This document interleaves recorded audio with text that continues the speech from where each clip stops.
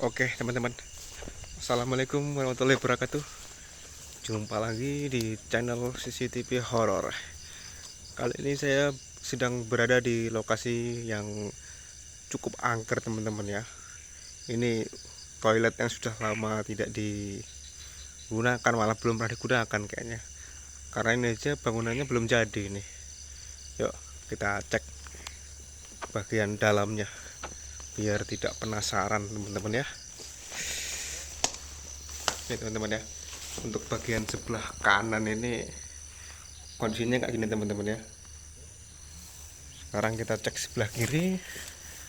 Nah ini nanti kita lakukan untuk pengujian kamera pertama teman-teman ya, kamera CCTV pertama. Dan di sini ada sumur teman-teman ya. Sumurnya ini benar-benar mengerikan teman-teman ya, sampai kayak gitu loh bentuknya. Tuh, rumput tumbuh dari dalam saking nggak keurusnya. Ini bagian atas teman-teman ya. Nanti di sini mungkin saya lakukan untuk uji kamera kedua ya. Wah, ini lumayan merinding teman-teman ya. Serem pohonnya, lihatlah. Tinggi bener pohonnya. Menurut laporan dari warga setempat, di sini hantunya itu genderuwo teman-teman ya. Di sini matanya merah, giginya itu taring dua.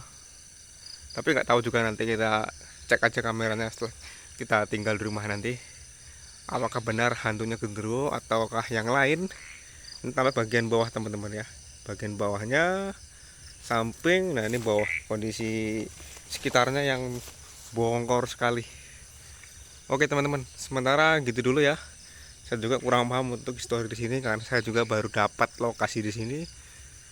Jadi langsung saja saya lakukan eksperimen untuk membuktikan apakah ada makhluk-makhluk tak kasat mata ataukah tidak ada.